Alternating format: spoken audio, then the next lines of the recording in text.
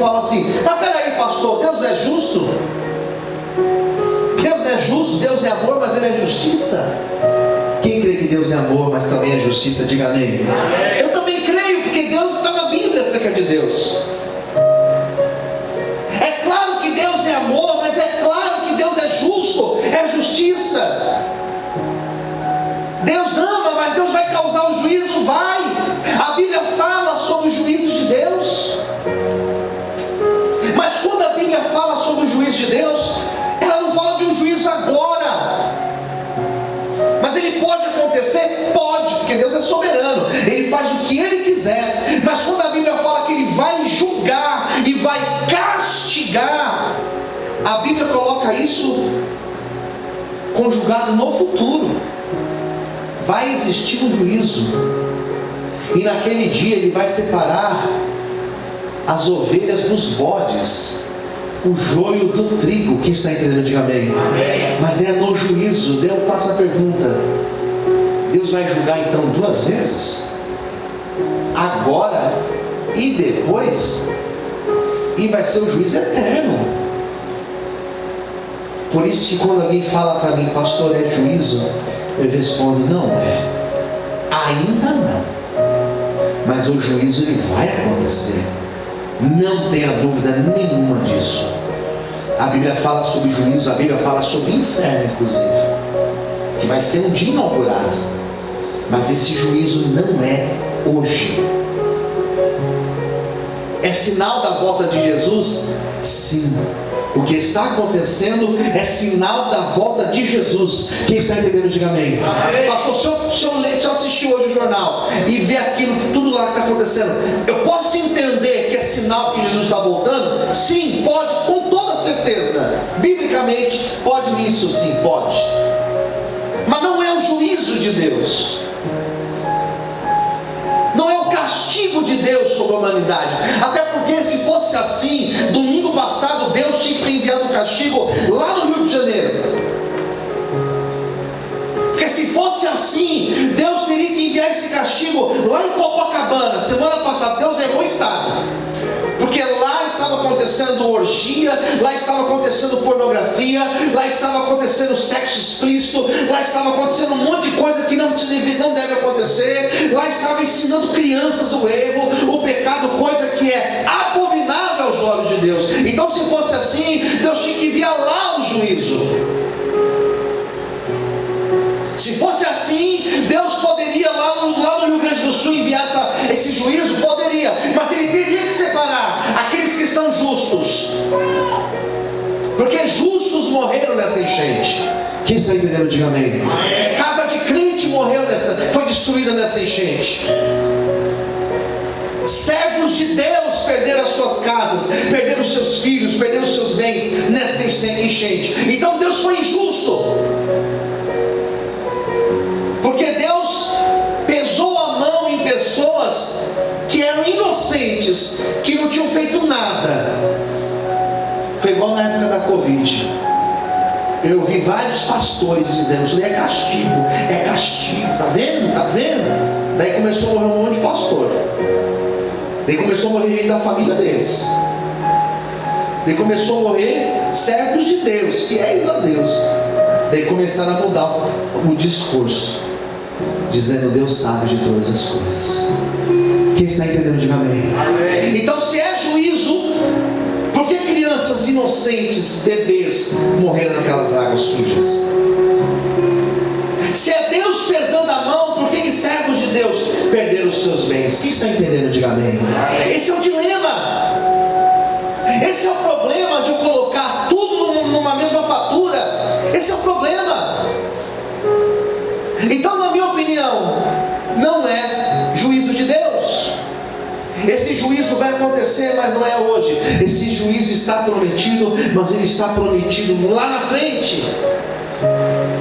2, não é o diabo. Por que não é o diabo? Porque o diabo não é um agente livre. Porque se ele pudesse, ele derrubaria essa igreja e mataria eu e você. Então, na minha opinião, o que é mais razoável é nós entendermos que tudo isso que está acontecendo é por razão humana. Um homem não está cuidando direito da sua casa comum. Um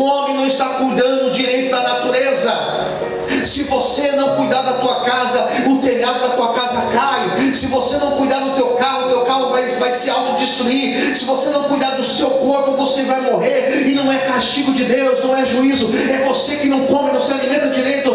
É você que não faz o certo. Não é culpa divina, é culpa nossa. Posso ouvir um amém, queridos? Amém. É isso que nós podemos entender, sim. Mas existe uma quarta coisa aqui que eu acho importante e que eu acho interessante de nós falarmos. Quem está me ouvindo, diga amém. Amém. É interessante, por que é interessante? Porque nós olhamos para a história de Jó, e Jó perguntou a Deus por quê. Sabe quantas vezes? 16 vezes. Jó perguntou: Deus, por quê? E é muito comum, quando você vai num lugar, como eu já fui, em hospital que trata pessoas com câncer, eu já fui. E eu fui num hospital oncológico de criança, e você vê aquelas criancinhas lá fazendo um tratamento, perdeu o cabelo, sem sobrancelha, está lá tratando. Eu já fui lá. E você olha e fala assim: Deus, por que, Senhor? Você liga a televisão e você vê aquela tragédia, você fala: Deus, por quê? Você liga a televisão e vê a guerra de Israel contra os palestinos, ou da Rússia com a Ucrânia, e você fala: Deus, por quê? Por que tudo isso, Senhor? Jó perguntou 16 vezes para Deus por quê. E sabe o que Deus respondeu para Jó? Deus ficou em silêncio. Diga para quem está ao seu lado: às vezes Deus fica em silêncio. Silêncio. Deus não respondeu Jó. Deus, por que perdi os meus filhos? Senhor, por que eu perdi os meus bens? Eu sou dizimista. Jó, sou fiel, por que eu perdi? E Deus não respondeu. Existem pessoas que perderam tudo lá no sul, e elas estão perguntando: Deus, por que eu perdi tudo? Nunca fiz mal para ninguém. Deus ficou em silêncio. Então, se você ler Jó do capítulo 3 até o capítulo lá na frente, até o 37 pelo menos, ou 38, Deus não fala com Jó. Jó pergunta e Deus fica em silêncio. Até que lá na frente Deus quebra o silêncio. E ao invés de Deus dizer para Jó: Jó, eu permiti isso acontecer por causa disso, por causa disso, por causa disso, sabe o que Deus faz? Deus faz um jogo de retórica com Jó. Ao invés de responder, Deus faz novas perguntas para Jó. Jó, onde você estava quando eu criei os céus e a terra? Sei lá, não sei. Onde você estava, Jó, quando eu falei por mar até aqui, e daqui você volta, delimite nos mares? Onde você estava? Não sei. Onde você estava quando eu criei essas estrelas do céu e chamo elas cada uma pelo nome? Quando eu criei as constelações Ursa, Orion, onde você estava? Não sei, Senhor. Onde você estava quando eu criei tal coisa, os animais, os seres? Onde? Não sei. Daí Jó para de questionar a Deus. E essa fase é maravilhosa. Quando você para de questionar a Deus, você começa a dizer: Senhor, me ajude a viver a tua vontade. Não sei porque Deus permitiu. Não sei porque Deus tirou isso de mim. Não sei porque Deus fechou essa porta na minha vida. Mas me ajuda a passar por essa prova, Senhor.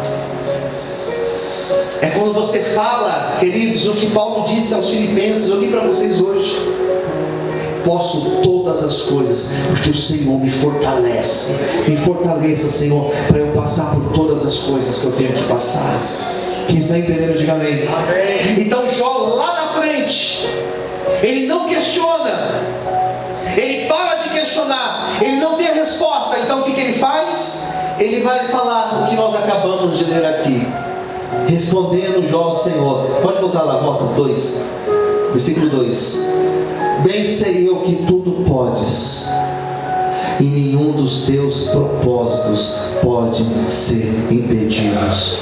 Repita comigo: bem sei eu que tudo podes, e que nenhum dos teus propósitos pode ser impedido. Sabe o que Jó entendeu? Senhor, o Senhor pode fazer todas as coisas. O Senhor pode levantar, o Senhor pode abater, o Senhor pode restaurar, o Senhor pode destruir, o Senhor pode curar, o Senhor pode matar, o Senhor pode fazer o que o Senhor quiser. Nenhum dos teus propósitos, eles podem ser impedidos. Sabe o que eu entendo? Que na vida de Jó existia um propósito da parte de Deus. Pastor, lá no Rio Grande do Sul, existe propósito de Deus? Existe propósito de Deus. Deus está fazendo uma obra, Deus está fazendo algo que hoje eu não entendo, mas talvez lá na frente nós vamos entender. Eu estou pregando para pessoas que não estão entendendo o que está acontecendo em sua vida, mas eu te digo, existe um propósito de Deus. Tudo que acontece, existe um propósito de Deus.